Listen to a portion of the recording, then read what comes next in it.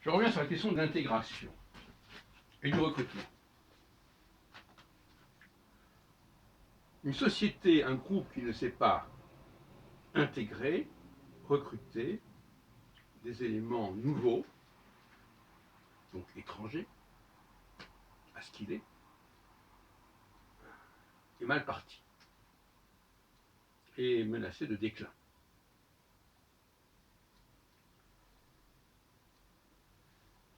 L'attractivité d'un milieu est fondamentale. Comment un milieu devient-il attractif? Il devient attractif à partir du moment où il y a une certaine vitalité dans ce milieu. Il y a une recherche, une émulation, des questions à résoudre, une ouverture vers l'avenir. Alors, s'il y a un milieu dont je connais les problèmes de recrutement et d'intégration, c'est bien le milieu astrologique. Mais pas seulement. On voit des groupes qui se sclérosent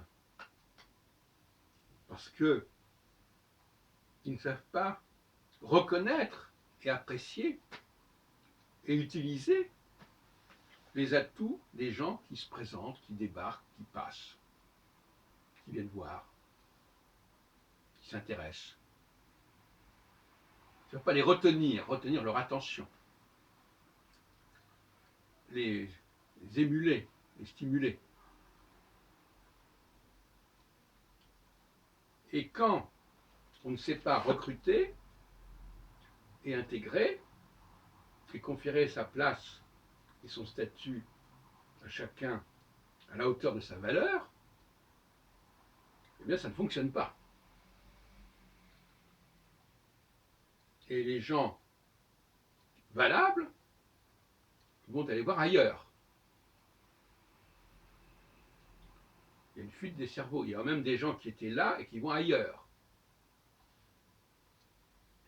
Dans le cas d'astrologie, justement, on a le double problème.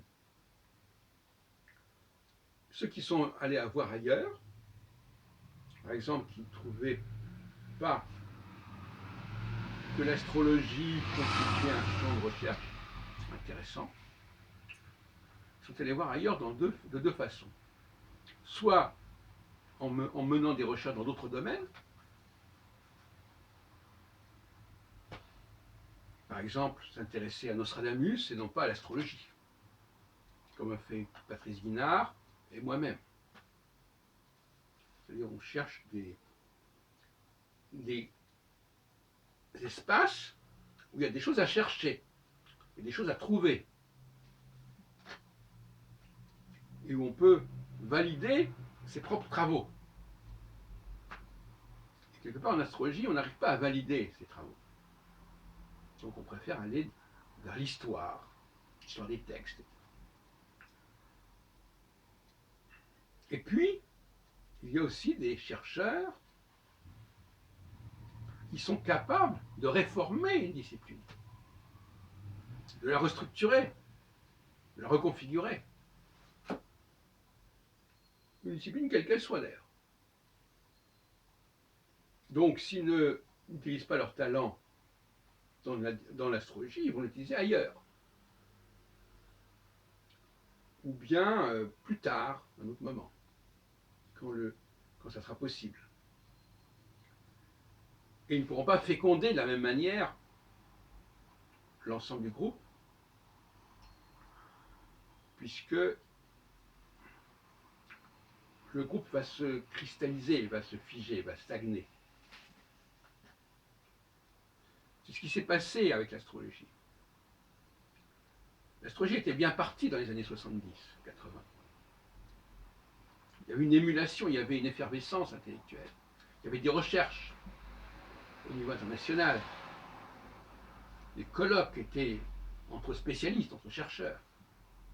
Et puis il y a une chape de plomb qui est tombée dans le cours des années 90, où on a basculé de la recherche à l'enseignement.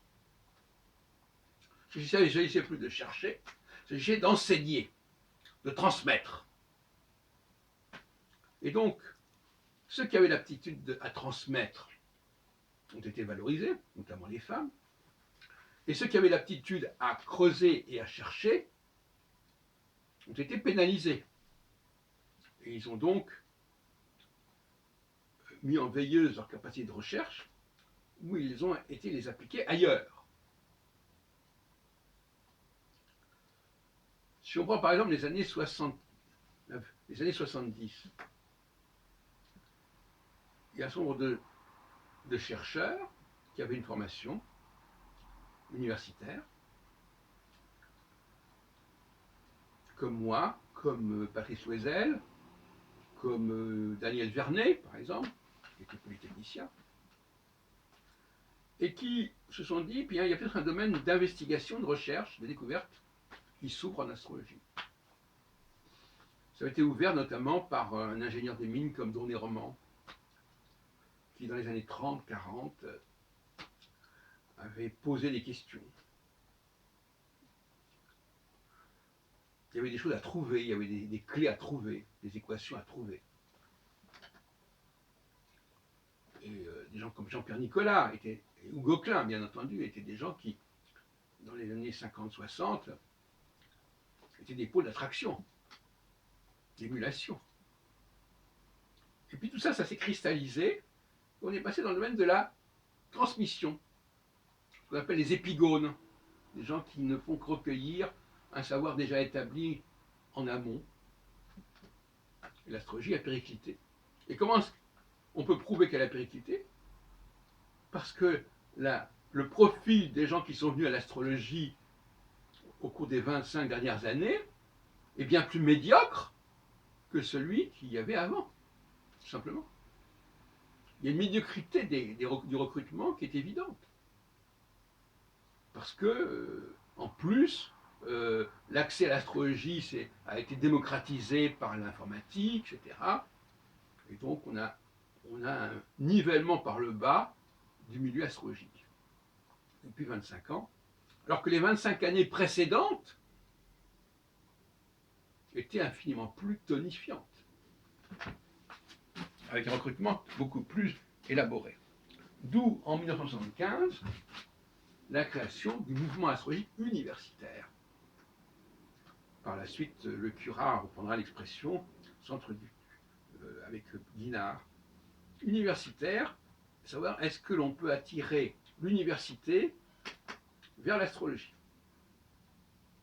Mais pour cela, il fallait une dynamique de discussion, de débat que je suis arrivé à obtenir, à produire, jusqu'à ce que la mauvaise monnaie l'emporte et que les enseignants ont pris le pouvoir par rapport aux chercheurs. Alors les enseignants, c'est l'argent des étudiants, c'est des ressources matérielles que la recherche ne pouvait pas apporter. Et donc c'est l'argent qui a tué l'astrologie, au niveau de sa capacité de recrutement de vrais chercheurs.